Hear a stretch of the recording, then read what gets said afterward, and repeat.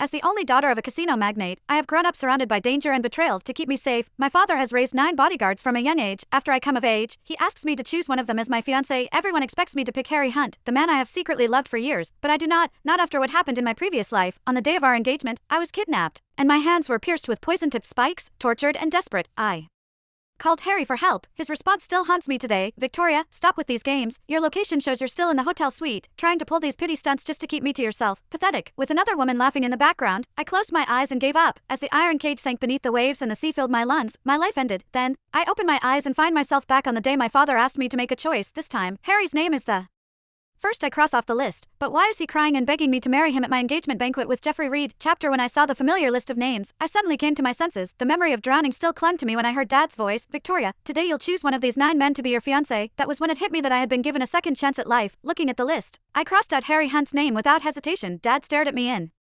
shock. Are you sure? You've been following Harry around since you were a child. Why strike his name off? Hold up, I'll have them prepare a new list. No, Dad. I cut him off, shaking my head firmly. It wasn't a mistake. I'm not choosing Harry. I'm choosing Jeffrey. In my mind, I could still see Jeffrey Reed's devastated expression after my death, his voice hoarse from screaming my name, seeing how determined I was. Dad said nothing more and nodded in agreement. He told me to keep it hush for now.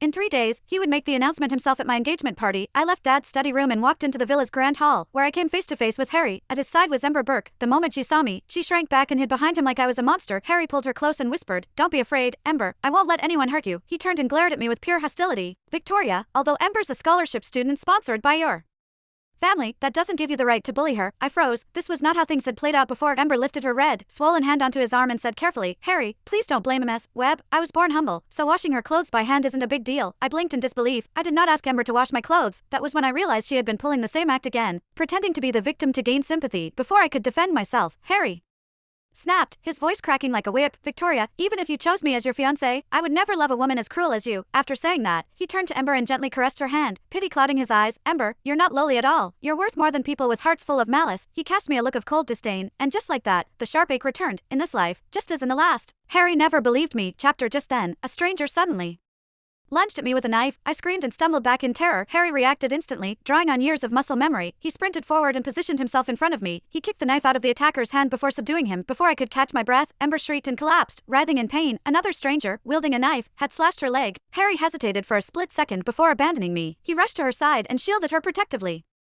My heart grew colder with each passing moment as I watched the scene unfold before me. Seeing that no one was guarding me, the other attacker picked up his knife and charged forward. Just as the blade was about to pierce my chest, someone appeared out of nowhere and kicked the man to the ground. I opened my eyes and saw it was Jeffrey. The 2 assassins, realizing their plan had failed, fled in panic. Jeffrey's face went dark with fury as he turned to Harry and roared, "Have you